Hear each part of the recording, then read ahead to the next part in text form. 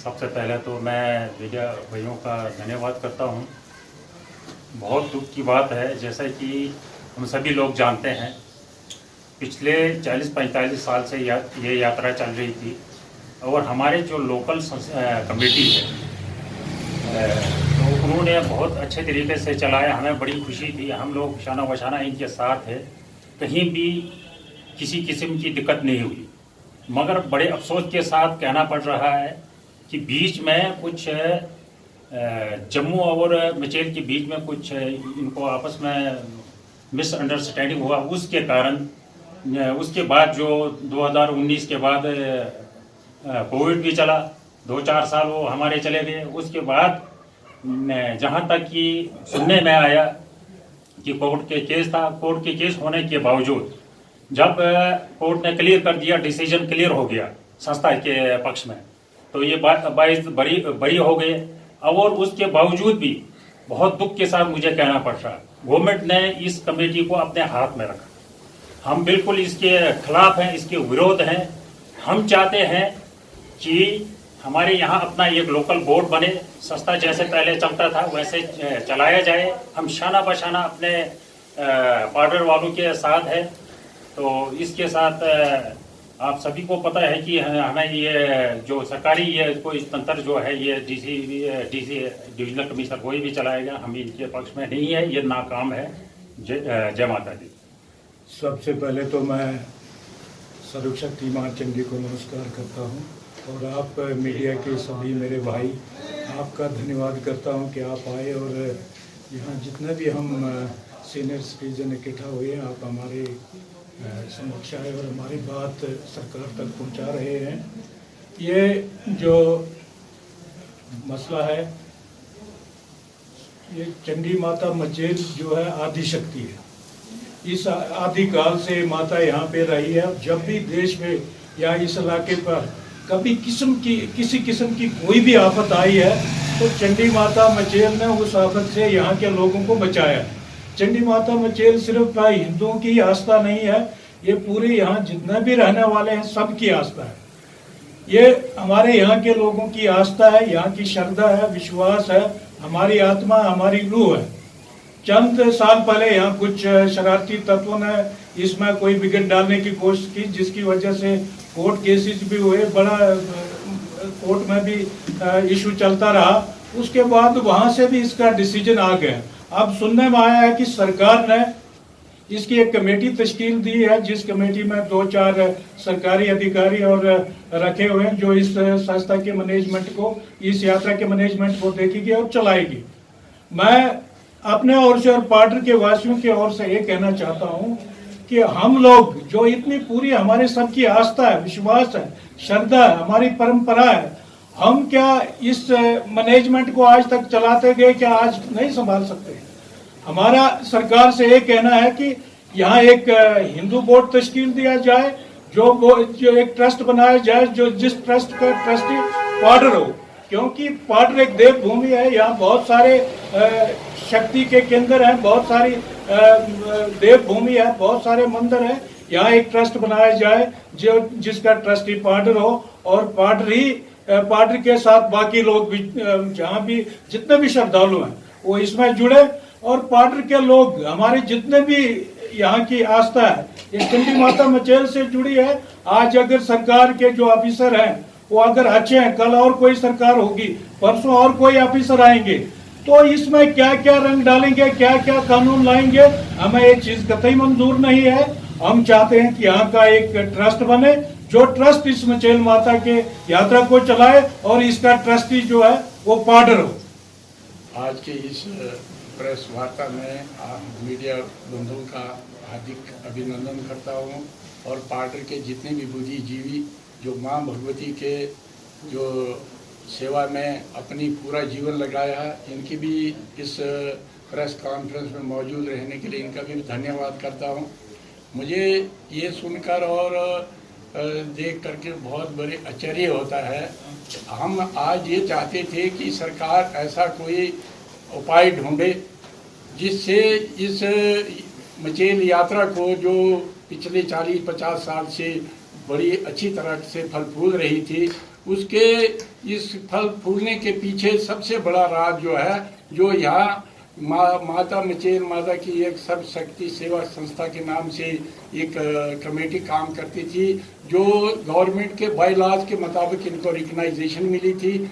हम कहते हैं कि जो काम इन्होंने किया वो शायद ही ऐसी कोई कमेटी कर सकती थी, लेकिन अफसोस की बात है कुछ लोग, जिन लोगों का इस पार्डर की देवभूमि में चल रही इस यात्रा से उनके आंखों में कांटा चुभ रहा था, उन्होंने ना जाने किस ट्रस्ट में लेकर के एक पीआई ऑनरेबल हाई कोर्ट में दायर की और बहुत तरह से यहाँ इन्वेस्टिगेशन टीमें भेजी, चाहे सिट की बात कीजिए, चाहे यहाँ पर एक अपना टूरिज्म कमिश्नर सेक्रेटरी को यहाँ भेजा था, और तब भी हमने एक राय दी थी कि भाई संस्था पर हम लोगों को इतना फेथ है, शायद जितना माँ भगवती पर फेथ था उतना हमने संस्था के काम करने वालों पर फेथ है। लेकिन ना जाने किन हालात में, ठीक है तब पीआई कोर्ट के ज़ेर धीन थी है, और उस वक्त अगर कोर्ट ने एडमिनिस्ट्रेशन को या वहाँ के या ड्यू काम को यह अधिकार दिया था तो मैं कहता हूँ कि वो कोई गैर वाजिब नहीं था। लेकिन जब ऑनरेबल हाई कोर्ट ने इस पर एक सुनवाई के तहत संस्था को बाइज्जत बरी करने के बावजूद क्या जरूरत थी कि एडमिनिस्ट्रेशन को और सरकार को एक नाम निहार कमेटी की तश्कील देने में, जिसमें ड्यूकाम डीसी या कोई एडिशनल डीसी को अधिकृत किया गया, जिसको हम बिल्कुल सिरे से खारिज करते हैं। यहाँ पर सबसे बड़ा जो स्टेक होल्डर है मचेल निवासी है, जहाँ माँ भगवती का देव स्थान है, जो हमारे लिए शक्तिपीठ कहलाता है, उन लोगों को भी बाईपास किया गया।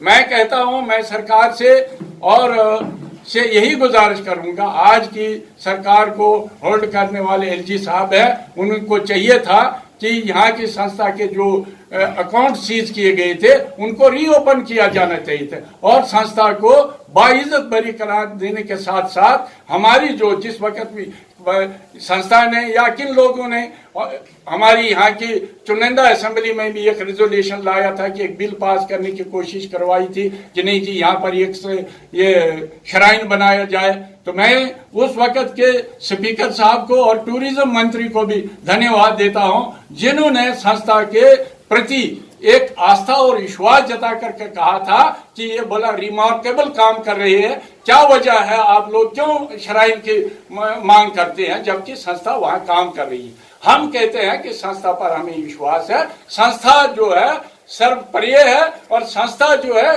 गवर्नमेंट के रूल एंड लॉज के मुताबिक बनी है। संस्था कोई हाथ पांच में किसी ने रास्ते में कोई एक डॉक्यूमेंट तैयार नहीं किया। मैं हाल ही में जो इस साल सरकार के द्वारा पर ये यात्रा का शुभारंभ हुआ तो मैं ये देख करके हैरान हुआ, अगर इसी किस्म की कमेटियां जो बनाई जाए, जो सारे स्कूलों के टीचरों को भी स्कूलों को बंद करके कहीं अकाउंट पर बैठा दिया, कहीं गिनती पर बैठा दिया, मुझे बताइए आप ऐसी कमेटियां बना करके पार्डर को क्या देने जा रहे हैं? स्कूल बंद हो जाएंगे, हमारे कॉलेजेस बंद हो जाएंगे, हमारे जो रूरल डेवलपमेंट एजेंसी का एक बहुत बड़ा काम करने का सीजन था, जितना कि स्टाफ जीआरएस ग्राम सेवक अकाउंटेंट सारे आप लोगों ने वहां लगा दिए, जबकि संस्था के हमारे 50-100 लोग जो थे ईमानदारी के साथ काम करते थे। अगर सरकार को या किसी को आपचन हुआ था, हम बड़े तहे दिल से कहते हैं कि सरकार यहाँ एक चार्टर अकाउंटेंट बनाए, यहाँ इनका ऑडिट कराए, बाज़ाब्ता ऑडिट करवाए, सोशल ऑडिट करवाए। एक तरफ से सरकार कहती है हम सोशल ऑडिट की तरफ जा रहे हैं और जहां धार्मिक आस्था की बात आती है वहां ब्यूरोक्रेसी ला रही है। ये तो बड़ी अचंभे की बात है। आज पिछले 2 सालों से संस्था में कितनी चढ़तर चढ़ी है, कितना इनकम हुआ है, पब्लिक इससे अनजान है। कहीं किसी भी सोशल ऑडिटर से ऑडिट नहीं करवाया गया, ना तो लोगों के सामने कितना पैसा आया, किन किन माध्यम में लगाया गया, इसका कोई हमें सूचना नहीं है। इसलिए मैं कहता हूं ऐसे अंधे कानून, ऐसे अंधे रूल वाजा करना, मैं कहता हूं सरकार को भी जेब नहीं देता है और जिन लोगों ने इनको एडवाइस किया उनको भी जेब नहीं देता है। मैं इसलिए आपके माध्यम से सरकार से और एलजी इंतजामिया से कहता हूं कि आप फौरन से बेशतर इस ऑर्डर को रिवोक करके संस्था को असरे अमली जामा पहनाया जाना चाहिए। मैं समझता हूँ नेकराम जी पर किसी को असहमति हो सकती, मैं समझता हूँ किसी को प्रहलाद जी पर असहमति हो सकती। मैं कहता हूँ पार्टी के जब लोग इस काम में आए तो लोगों को अपचन हो गया, किसी के सर दर्द हो गई, किसी की पेट दर्द हो गई। अरे मेरे भाई साहब, इससे पहले बलवंत जी थे, इससे पहले सतदेव जी थे, इससे पहले कोई बनवारी लाल जी थे, तब तो कुछ भी नहीं था। लेकिन जो ही पार्टी के लोगों ने इस चीज को अपने हाथों में लिया, इनको अपचन हो गया। मैं तो प्रहलाद जी को, नेकराम जी को साधुवाद देता हूं, जिन लोगों ने एक बहुत बड़ा भवन का निर्माण किया, जो सबको दिखता है कि मां के पैसे से लोगों की सुविधा के लिए किसी काम का आगाज हुआ है। अन्यथा आप देखते थे यहां कुछ तो देखने को नहीं मिलता था। वो ईमानदार और ये बेईमान, मैं कहता हूं जिन लोगों ने इस पाप को करने का काम किया है, हम भी माफ नहीं करेंगे, वो मां शक्ति भी उनको माफ करने वाली नहीं है। जिन लोगों पर हमने विश्वास किया था, उन्होंने इस विश्वास को घात करने का जो कार्य किया है, हम इसको कभी भी बर्दाश्त नहीं करेंगे। हम उस मां के दरबार में भी गुहार लगाएंगे, जैसे आदमी को कभी माफ मत करिए। पाडर के लोग अगर मां के प्रति एक सुई का भी सुख न करते हैं, उसको पहुंचाने के बगैर उनको चैन नहीं आता। पाडर के लोग अगर एक आदि अपनी पूड़ी के लेकर के जाते, उस चढ़तर को भी 100 लोगों में बांट करके कहते आज मैंने मां के दरबार में कोई सुख न चढ़ा है। अरे यार, आप लोगों ने इसको कैसे कमर्शलाइज करने की कोशिश की? शेम। मैं तो कहता हूं धिक्कार है उन लोगों के लिए।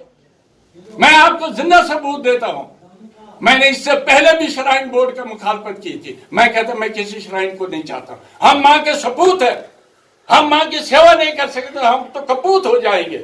और जिन लोगों ने कपूत का काम किया है, हम उनको माफ नहीं करेंगे। हम इसको इंतजामिया लेवल पर भी लड़ेंगे और कोर्ट कचहरी में भी लड़ेंगे। हम ऐसे शरारत पसंद अनासर को पाडर की पवित्र भूमि पर कभी बर्दाश्त नहीं करेंगे। इसलिए मेरी गुजारिश है, आपने अच्छी तरह देखा इस साल इधर जहाज का जो सिस्टम चला, मैंने डीसी के कमेटी में कहा था जनाब आली, जो हमारा एमयू साइन हुआ है जिसमें 20% यहाँ के लोगों को रिजर्वेशन दी है, उसमें 5% हमारे श्राइन के जो अपने संस्था के लोग थे उनके तहत होती थी। लेकिन हुआ क्या, यहाँ से जाकर के उस दिन तो डीसी साहब ने मान लिया कि यहाँ का एसडीएम जो है वो 5% की 20% की टिकटिंग करेंगे। लेकिन एक ऐसा फरमान जारी किया कि अब जो है प्रायोरिटी डीसी ऑफिस से मिलेगी। क्या पाडर के लोग डीसी के दफ्तर के आले दिवाले उसके चक्कर काटते रहेंगे? इस किस्म के फरमान इन्होंने जारी, हम कैसे विश्वास करेंगे कि इस सरकारी कमेटी को हम मां की सेवा में अच्छी तरह से समझ पाएंगे? इसलिए मेरी गुजारिश है कि सरकार एक बार फिर आंख खोल करके अपने खुले दिमाग से सोचें। हम इतने नाफलक औलादे नहीं है, हम इस भूमि के नाफलक औलादे नहीं है, हम इस भूमि के सपुत्र है। हम मां की सेवा में जान लगा देंगे, अपनी जानों की बलि लगा देंगे, लेकिन ऐसे नाम निहाद कमेटी को हम बर्दाश्त नहीं करेंगे। ये आप मान करके चलिए। ये हमारे जख्मों पर नमक छिड़कने का काम किया और इस यात्रा को चलाने के लिए जब से चली है, ये हिंदू मुस्लिम सिख इत्तेहाद की एक अलामत थी। और इस तारवानी ऑर्डर ने यह कह दिया ये हिंदू होगा तो फिर ये होगा, वो मुसलमान होगा तो ये फिर होगा। ये बंटवारा किसने आपको सिखाया? ये लैंग्वेज आप लोगों ने इस ऑर्डर में कैसे करके किया? इस कमिश्नर के खिलाफ एक्शन लेना चाहिए। मैं एलजी साहब से गुजारिश करूंगा, ये कोई तुक नहीं बनती है। चाहे 2008 का वाक़ा हो किश्तवाड़ का, चाहे 2013 का वाक़ा हो, लेकिन यहाँ की हिंदू मुस्लिम इत्तेहाद ने यह साबित करके दिया किसी एक यात्री को भी यहाँ आने नहीं दी। ये हमारी कमिटमेंट है। और आप लोग इसको कम्युनलाइज करें, आप लोग ये कहें कि इसमें मुसलमान हो गए तो फिर तुम्हारे ऊपर आफत आ जाएगी। तुम्हारी आफत तुम्हें मुबारक, हमारे लिए हिंदू मुस्लिम सिख इत्तेहाद जिंदाबाद है। इसलिए मैं फिर कहता हूं कि अगर ये काम नहीं किया, सरकार ने इस पर असर ना सोचा, पाडर का एक बच्चा सड़क पर खड़ा होगा। और हम इस किस्म की मैनेजमेंट को कभी भी बर्दाश्त नहीं करेंगे। और इंतजामिया से गुजारिश करता हूं कि जो इनके संस्था के जो अकाउंट है उनको फौरन से बेशतर रीओपन करके जो हमारे अधूरे काम है ये पूरे होने चाहिए। इसमें एक आदमी की श्रद्धा की ईंट लगी है। ये तुम्हारे बजट से बनने वाले नहीं है। अगर सरकार इतनी ईमानदार होती तो यहाँ 13 करोड़ अगर मनरेगा में का पैसा आता, वो एक एक पैसा यहाँ की सरजमीन पर लगा होता। हम भी जानते थे कि हम सरकार पर और इंतजामिया पर यकीन करेंगे। अरे ये तो चोरों का एक टोला है। इनकी हमने यहाँ जहाज की टिकटिंग में देखा है ये कितने जानबदार और कितने गैर जानबदार। इसको अफसरशाही का अड्डा हम बनाने नहीं देंगे। हम उनके लिए हैं जो नंगे पैर मां के प्रति अपनी आस्था को लेकर आते हैं। हम उनके लिए हैं जो लोगों ने 3-3 साल का सुखना किया था कि हम मां भगवती के दरबार में जाएंगे। और एडमिनिस्ट्रेशन के रवैये को देखिए, पूरी यात्रा में एक दिन भी इन्होंने ब्रीफिंग नहीं दी कि वहां सुविधाएं किस प्रकार की हैं। पूरी यात्रा में इन्होंने यह भी नहीं कहा कि कितने यात्रियों ने दर्शन किए। यही कोई जिम्मेदारी की बात है? आप भी सोशल मीडिया से संबंधित पत्रकार है, आपने कभी सुना इनके जबानी? हमेशा भयभीत किया गया। और संस्था इसलिए फल फूल रही थी कि आपको लखनपुर से लेकर के मुचेल तक हर जगह ब्लॉक कमेटी थी, तहसील कमेटी थी, डिस्ट्रिक्ट कमेटी थी जो लोगों को लाने के लिए रागब करते थे, जो लोगों के आने जाने के प्रबंधों के निस्बत उनको अवगत करवाते थे। और इस साल हालत ऐसी बनी कि जहां 1.5 लाख लोग आते थे वहां मात्र 50,000 आए। ये तो जीती जागती और जगाती मिसाल है। और फिर हम इस कमेटी पर यकीन करेंगे? हम तो अपने आप को गुलाम करने जा रहे हैं। हम तो अपने आस्था और विश्वास के साथ धोखा कर रहे हैं। हम उन धोखाबाजों के चुंगल में आने वाले नहीं है।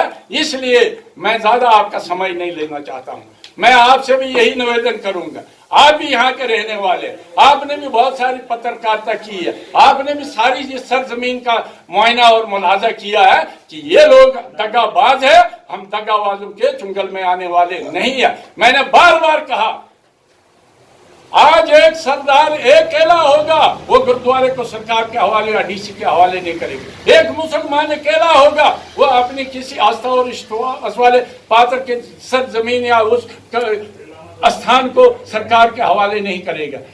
लेकिन अफसोस कि बॉर्डर के 99% हिंदू रहने के बावजूद हम पर जी जो मुसल्लत किया जाए सरकारी तंत्र, ये हमें बर्दाश्त नहीं है। जिन लोगों ने अगर इसमें खयानत की है, मैं आज भी कहता हूं उनमें किसी में दम है, उनको कोर्ट कचहरी और कानून के दायरे में लाकर उनको सजा दीजिए। अगर सरकार चाहती है कि इसमें और जानबदारी लाई जाए, वो रिटर्निंग अफसर बने, वो प्रिजाइडिंग अफसर बने, गैर जानबदारी से इसका इलेक्शन करवाए, हमें कोई आपत्ति नहीं है।